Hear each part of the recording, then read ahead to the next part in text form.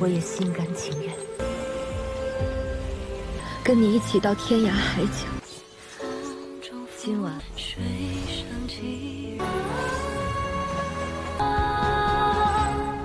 柔肠百转。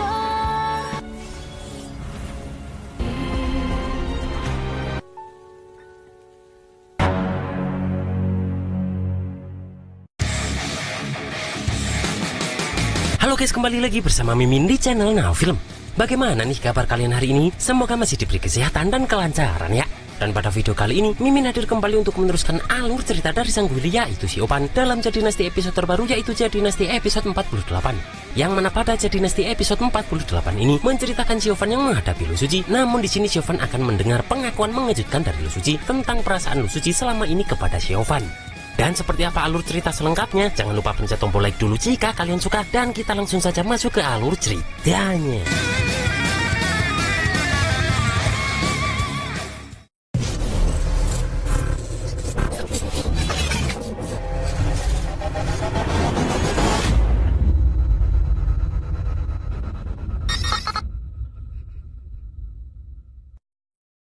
Terlihat di sebuah gua pun, tampak beberapa orang dari klan kayu sedang melakukan sparring.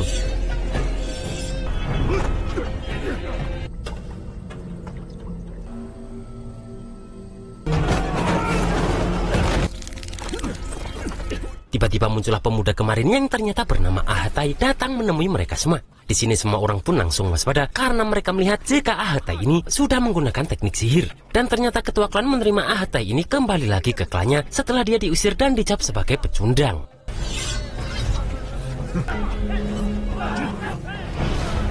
Terlihat seseorang yang sedang mengasah kapak pun terus mencemooh Ahatai ini. Namun dengan kekuatan sihirnya, Ahatai ini langsung menyerang orang tersebut. Di sini semua orang tak berani berbuat apa-apa dan hanya melihat temannya itu mati.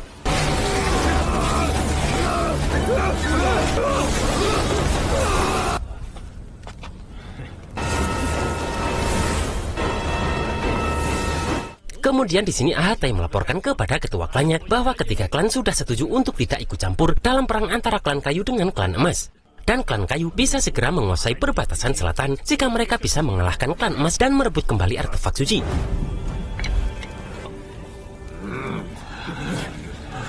Di sini ketua klan kayu ini bertanya, apakah Ahatai ini benar-benar bisa menghadapi mereka? Karena klan emas ini mempunyai penyihir dengan teknik sihir yang kuat.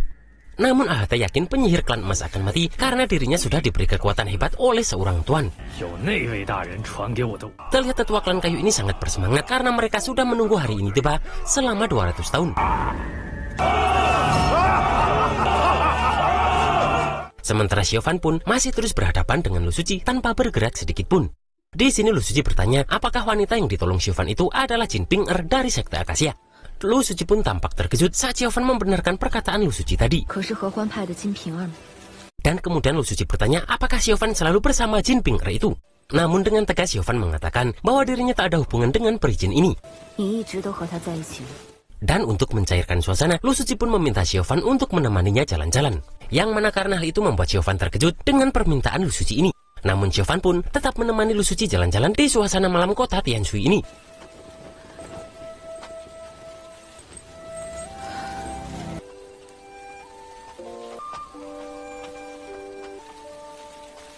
Sementara Xiaobei tampak terus menemani Xiaohui. Terlihat Lu Suci pun terus memandangi anak kecil yang sedang bermain dengan kakaknya.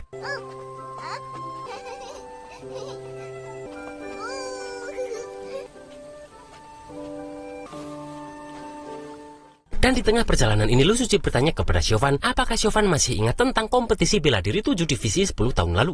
Karena di pertandingan itu Lu Suci lah yang kalah saat melawan Xiaofan. Namun Xiaofan mengaku jika pada saat itu Lu Suci jauh di atasnya, baik dari segi teknik bela diri atau jalan kultivasi. Lu Suci pun berkata bahwa dirinya lah yang bersalah dan dia juga tahu jika Xiaofan sengaja berhenti pada saat terakhir. Namun pada saat itu sebenarnya jiwa kompetitif Lu Suci sedang membara, juga takut mengecewakan gurunya. Dan hal itu membuat dirinya tak bisa untuk mengungkapkan kebenarannya. Xiaofan tak menyangka jika masalah kecil seperti itu masih Lu Suci ingat meski 10 tahun sudah berlalu. Di sini Xiaofan pun dibuat terdiam saat Lu Suci mengatakan bahwa sejak kejadian itu dirinya terus mengingat Xiaofan.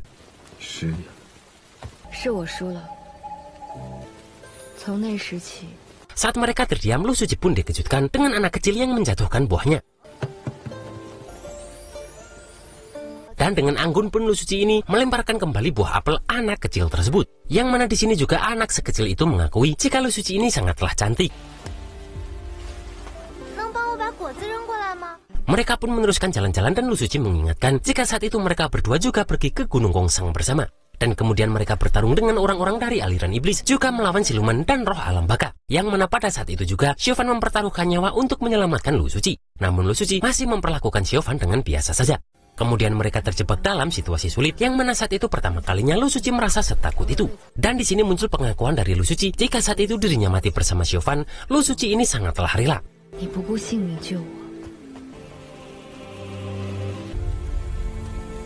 Mendengar itu Siobhan langsung teringat saat Lu Suci menyelamatkan dirinya waktu itu.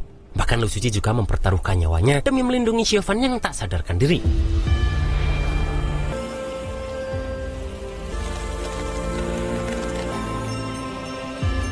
Namun kemudian setelah itu, satu persatu peristiwa terjadi di Gunung Liubo Puncak Tongtian.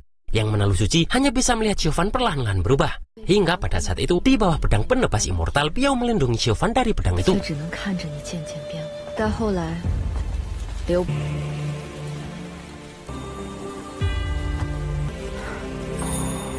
Dan di sini terlihat air mata Lu Suci menetes, menyadari jika Siobhan sudah tak mungkin kembali bersamanya. Siobhan pun bertanya, kenapa Lu Suci seperti ini? Namun Lu Suci tetap berkata, jika selama 10 tahun ini dirinya terus mengingat Siobhan dan dia tak menyesali semua itu. Bahkan di sini Lu Suci berkata, jika memungkinkan, Lu Suci rela melepaskan segalanya untuk pergi bersama Siobhan ke ujung dunia. Namun dirinya menyadari jika sayangnya semua itu tidak mungkin. Siobhan pun hanya bisa mengepalkan tangannya mendengar semua perkataan Lu Suci tersebut. Dan kemudian Lu Suci mengatakan jika dirinya tak mungkin bisa mengkhianati sekte Jingyun. Karena selain gurunya sangat menyayangi Lu Suci, dirinya juga dibesarkan di sekte Jingyun. Dan hari ini Lu Suci mengatakan semua hal tadi kepada Siobhan agar Siobhan mengerti isi hati Lu Suci.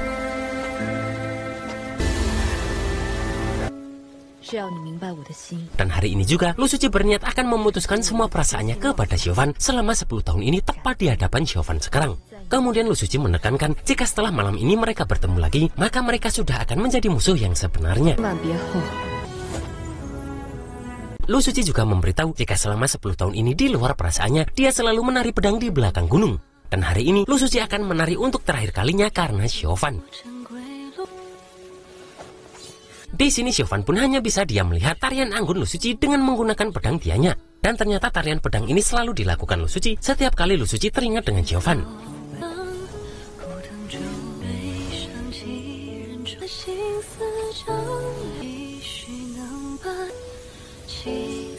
Lu Suci pun tak berhenti melakukan tarian pedang ini karena dia sudah berjanji bahwa ini adalah tarian terakhirnya. Dan tetap saja Siobhan hanya bisa melihat keindahan Lu Suci di bawah sinar bulan purnama.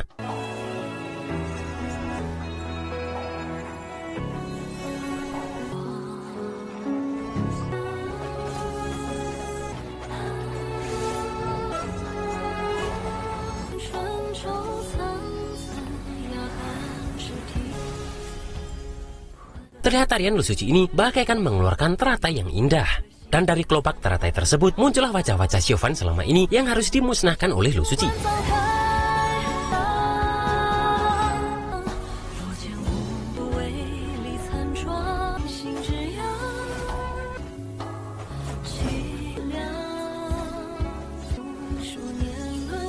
Siobhan pun hanya bisa mengepalkan tangannya bahkan sampai berdarah mendengar kenyataan yang diucapkan Lu Suci tadi.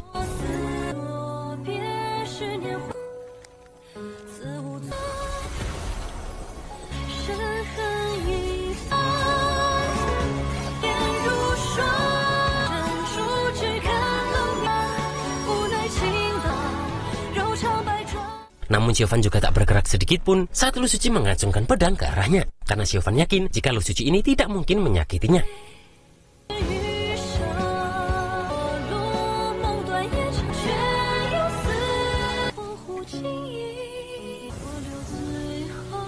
Lu Suci juga hanya bisa terdiam melihat Siobhan yang tak melewati garis pembatas yang sudah dia buat.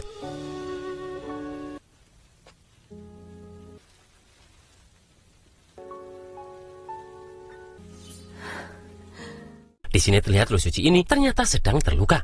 Namun Siobhan tak bisa menolongnya karena Lu Suci terus mengacungkan pedangnya. Terlihat Lu Suci pun langsung menggerakkan daun kelopak bunga yang berguguran di tempat itu. Dan perlahan Lu Suci melangkahkan kakinya untuk meninggalkan Xiaofan ini sendiri.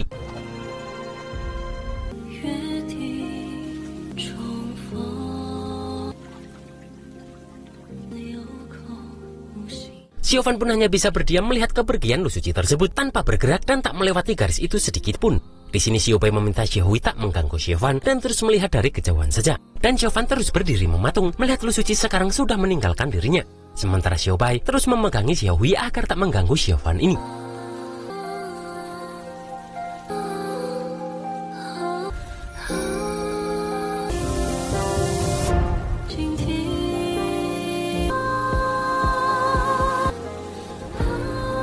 Kemudian setelah itu pun, Xiaofan ini perlahan berbalik badan dengan raut wajah penuh penyesalan.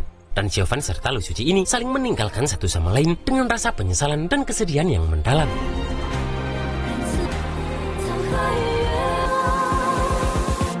Kemudian Xiaobai yang mendekati garis itu pun mengatakan jika cinta di dunia ini benar-benar bisa membuat orang patah hati. Dan Xiaobai merasa kasihan kepada dua orang ini karena malah menjadi seperti orang yang bodoh. Mendengar itu pun, Xiaohui terlihat ngambek dibuatnya. Dan Xiaobai bertanya kenapa Xiaohui tak suka jika Xiaobai menyebut mereka bodoh.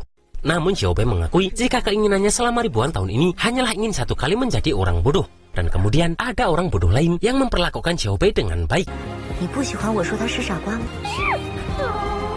Di sini Xiaobai teringat perkataan Lu Suci yang berkata ingin memutus perasaan cinta. Namun Xiaobai sadar saat Lu Suci mengarahkan pedangnya pada Guili, sebenarnya dalam hati Lu Suci berharap Guili melangkah maju. Namun jika Guili maju, maka dia bukan menjadi Guili lagi. Dan pasti hal ini adalah hal yang sulit jika Guili ingin mencoba mematahkan belenggu di hatinya. Namun Xiaobai berniat tak memikirkan itu semua karena cinta memiliki ribuan simpul dan mereka harus melepaskannya sendiri. Karena di masa depan tak ada orang yang bisa memastikan apa yang terjadi.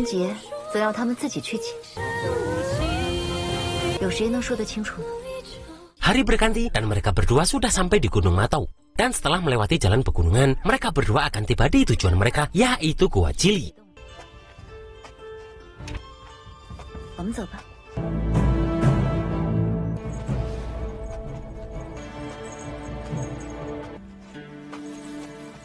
Dan itulah guys alur cerita Jade Dynasty episode 48 ini. Oh Mimin sih agak terharu ya mendengar pengakuan Lu Suci tadi. Cinta, cinta. Dan apakah yang akan terjadi selanjutnya di Gua Jili? Kita tunggu saja dalam Jade Dynasty episode 49. Akhir kata, tetap semangat karena season 2 ini akan segera berakhir. Dan see you next episode.